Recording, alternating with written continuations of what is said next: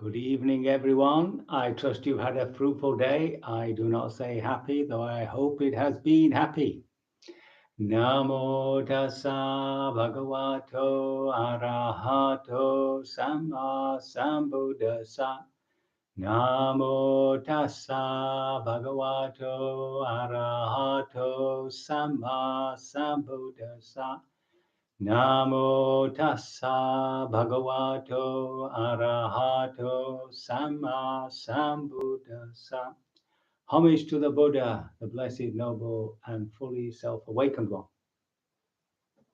So I thought this evening we'd move on to the Majjhima Nikaya, the middle length discourses, to a discourse number 24. Called the Relay of Chariots. Now, the interesting thing about this is that it laid down a schema which was later copied in two works: the Path of Liberation, Vimutti Magga, by Upatissa, which, if I remember rightly, was only in the Chinese and then translated. And the way it's written, people think that Upatissa was in fact fully liberated. But a later book, which is more well known, of course, is the Path of Purification, the Visuddhimagga, which I hold in my hand here. Now, this is more of an encyclopedia if you haven't come across it. It's a great book to dip into, and it's got to be one of the great spiritual manuals of the world, because it contains virtually all the teachings and all the practices that are in Theravada Buddhism, and it's more of a scholastic work. I for one couldn't read it from page 1 to the end, but it's great to dip into. You can download it as a PDF if you're interested. It's got all the exercises. So in this discourse, it's seemingly some monks have come down from the Buddha's own territory, you might say, his own country, the Sakyan country, which, remember, is just on the southern border of present-day Nepal. And at that time, on one occasion, the Blessed One was living at Rajagaha in the bamboo grove, the Squirrel's Sanctuary. Rajagaha is now Rajgir. You can visit. It was the capital of the southern Magadha, and King Bimbisara would have lived there. It's surrounded by a circle of hills, and on one of the hills is Vulture's Peak, which is where most of the Mahayana discourses were given, and some of the Buddha's discourses in the Theravada tradition. And on one hill, there's a really magnificent peace pagoda, all white and shiny. And you can go down and you can visit the hut where what's his name? Oh dear, it's gone out of my head. Bimbisara's son murdered his father, starved him to death by putting him in that little hut. And you can visit that if you want. And in the middle of Rajgir, it's only a small town now, there's a fountain where people bathe, and there's a yoga center there, a Gandhi yoga center. So if you're ever in that place, you can always pay a little visit. So that's where the Buddha is. He's in this bamboo grove, the Squirrel's Sanctuary. And a number of bhikkhus from his native land, that's how it's put, who has spent the rains there. They've gone there for the rainy season, which is the monsoon season, July, August, September. And they went to the Blessed One and, paying homage, sat down at one side. And the bhikkhu and the Blessed One asked them, bhikkhus, is there anyone in my own country, my own native land, who is esteemed by the bhikkhus there, by the monks and the order, his companions in the holy life? one who has few wishes, and he talks to the bhikkhus of the fewness of wishes. Content in himself, he talks to them about contentment. Secluded himself, he talks about seclusion. Aloof from society, he talks about the benefits of being aloof from society. Energetic in himself, he talks about arousing energy to the order. Attained to virtue himself, he talks about the attainment of virtue. And attaining concentration, he talks about the attainment of concentration. Attained to wisdom, he talks about wisdom. Attained to deliverance, he talks about deliverance. Attained to knowledge and vision of deliverance, he talks about that too. And he is one who advises, informs, instructs, urges, rouses, and encourages his companions in the holy life. And they answer, yes, indeed, there is. There is a venerable Punna Mantani Putta, and he is highly esteemed in his native land. Now, it would seem that this particular monk was ordained by Anya Kondanya, who was the one of his 5 companions when he was, before he became liberated. It was the 5 companions he gave his first talk to, and the first one who got it, the first insight, street entry, was in fact this Kondanya, and he gave him this name, Anya Kondanya, Kondanya, the one who knows. So he must have been up in the Sakyan territory, probably a Sakyan himself, although I can't find that out at the moment. And he ordained this monk, and he became known. He was given a special name by the Buddha. So Kondanya, being the first, was given this nickname, Anya, the one who knows. And to Mantani Putta, he gave the nickname of the most eminent amongst preachers. So he was obviously very good at giving talks. So yes, now at that time, Sariputta is with the Buddha, and he hasn't met him. So this gives you an idea that by now the order is quite large. Senior monks are ordaining monks, not just the Buddha.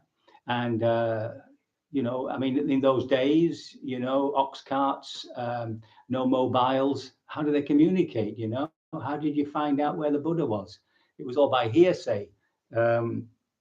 The venerable one. So they, like you hear, somebody has come out, oh, the Buddha's making his way to the Squirrel's Grove. So everybody says, oh, right, well, we'll go and try and meet him there.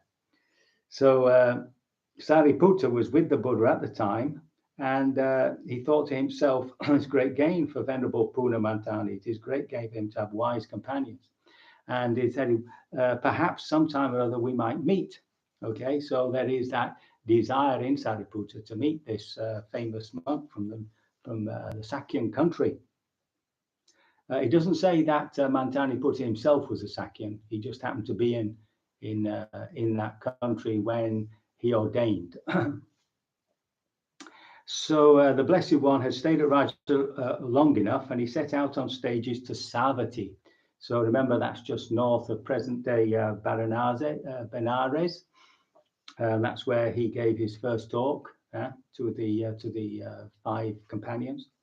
And wandering by stages, he finally arrived there, staying at Jetta's Grove and Antipindika's Park. Now, the Venerable Punna Mantani Putta heard, oh, the Blessed One has arrived at Savatthi and is living there. So somehow the rumor had got, and off he goes, determined to see the Buddha. Wandering by stages, he eventually arrived at Savatthi. And on paying homage to the Buddha, the Blessed One, he sat to one side. The Blessed One instructed, urged, roused, and encouraged him with a talk on the Dhamma. Then the Venerable Punna Mantani Putta, instructed, urged, roused, and encouraged by the Blessed Ones, delighted and rejoiced in the Blessed One's words, rising from his seat, paid homage, keeping to his right, and went to the blind man's grove for a day's abiding, to meditate.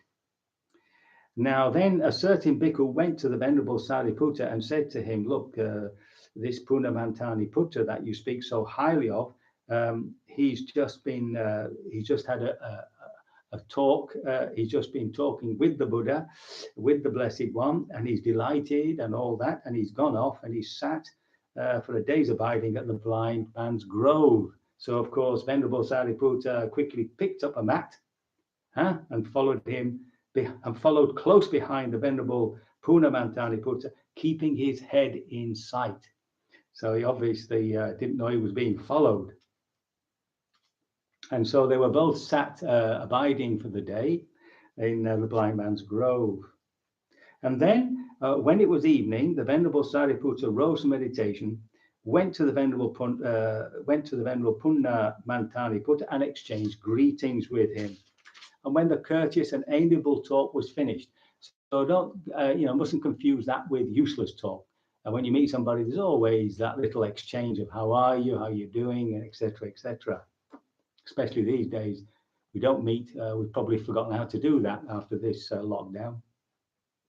So then he begins to talk to this monk as if he himself was a sort of beginner or not so new or fairly immature in the order. So he asks him, he says, is it for the sake of purification of virtue that we live under the Dharma of the Buddha? Is that the purpose of the Buddha's Dharma? Purification of virtue? And he says, no, it's not. Then is it for the sake of the purification of the mind? And I says, no, friend, no, it's not that at all, you see. Is it for the sake of purification of view? He says, no, friend. I'll explain these things, when we've gone through them. Is it for the purification of overcoming doubt that the holy life is lived? He says, no, friend, no. Then is it for the sake of purification of knowledge and vision of what is the path and what is not the path that the holy life is lived? No.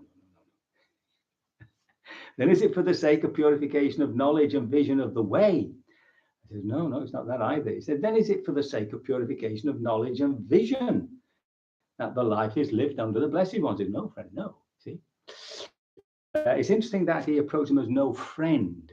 There's two ways in which, in the scriptures, the monks talk to each other. One is Bhante, when you are addressing somebody who's older than you in the order, and the other one is Avuso, which is friend, when somebody is your same age in the order, that is.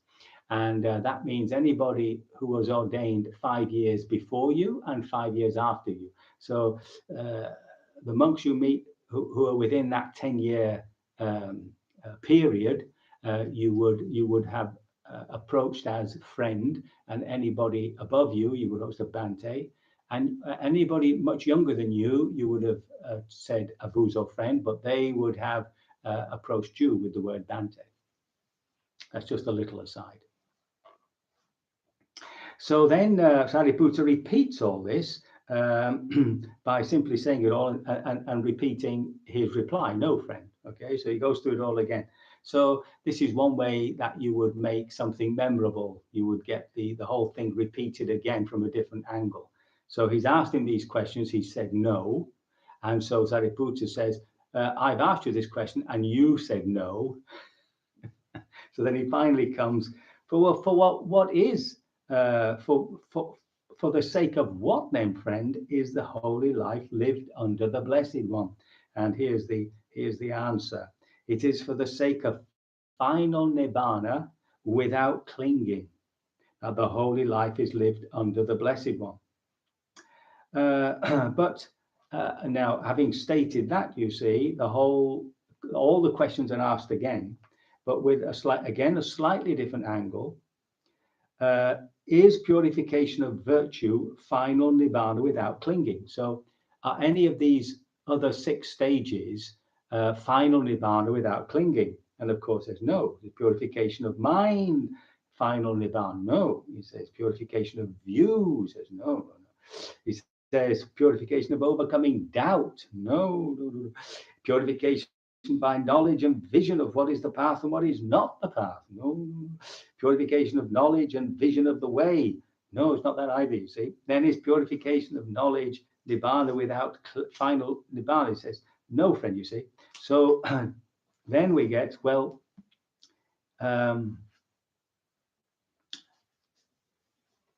so that now he says, well, none of these early six stages that we've talked about are equivalent to nibbana without clinging. Okay, and so he repeats all that. He repeats all that, saying that, right? Saying no, this level is not nibbana without clinging. And then there's a nice little sentence here. He says, "But friend, is final nibbana without clinging to be attained without these states?" Okay, so could you get there without going through these stages? There's no, friend. But how, friend, should the meaning of these statements be regarded? So, so then he repeats all that, you see. In other words, you've got to go through these stages. And then he says, if final nibbana without clinging were to be attained without these states, then an ordinary person would have attained final nibbana. For an ordinary person is without these states. Now, an ordinary person is someone who's not instructed in the Dharma. So what he's saying is, if somebody reaches nibbana without any of this, then these teachings wouldn't pertain. But they do pertain. You've got to go through these stages. And then he gives the simile of it, you see. He says, for some wise men understand the meaning of a statement by means of a simile. So there's always this way of doing it as, shall we say, an academic thing. And there's always a more artistic way of expressing the Dharma through some sort of image, through some sort of simile or metaphor. So this is where we get the chariots. Supposing King Pasenadi of Kosala, while living in Savatthi, so that's where they are at the moment. So the local king was Pasenadi, had urgent business to settle in Saketa, and that between Savatthi and Saketa, 7 relay chariots were kept ready for him. Then King Pasenadi of Kosala, leaving Savatthi through the inner palace door, would mount the first chariot, and by means of the first chariot, he would arrive at the second chariot. And then he goes through all the business of arriving with the second chariot, gets to the third, etc., etc. And then he would arrive at the inner palace door of Saketa.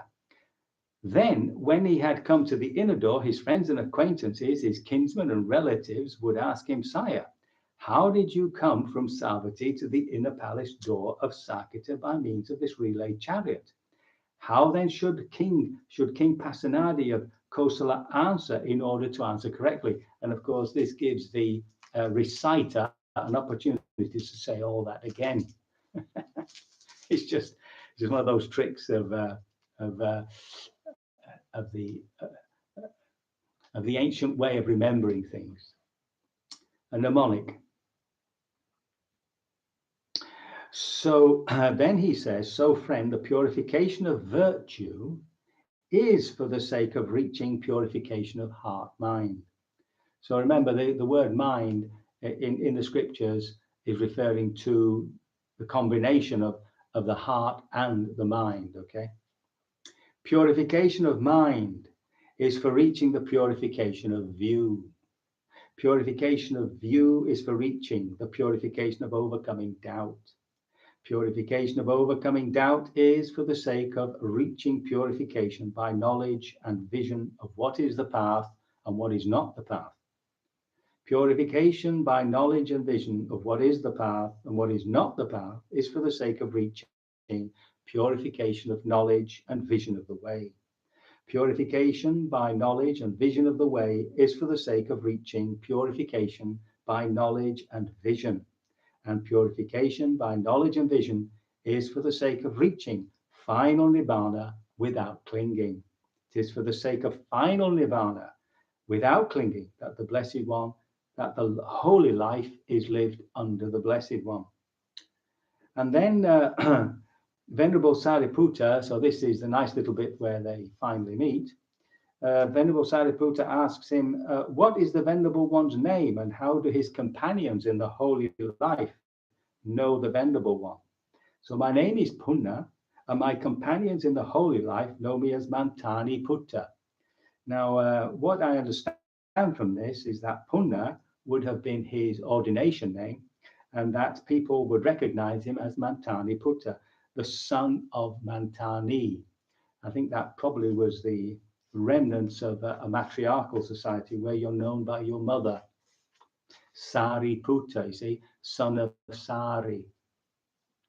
And that, I think, is kept in Thailand. It's not kept in Burma or in Sri Lanka, where a monk is known by his ordination name. But in Sri Lanka, they often call you by your lay name as a sort of nickname. So when I was there, I was Prapita, Holy Peter. Well, you know what I mean.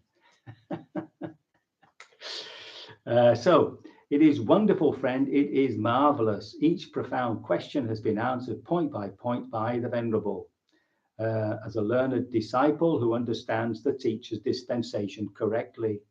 So it is gain for his companions in the holy life, etc., even if it were by carrying the Venerable Punna Mantani Putta upon a cushion on their heads, that his companions of his holy life, of the holy life, would get the opportunity to see and honor him. It would be a great gain for them.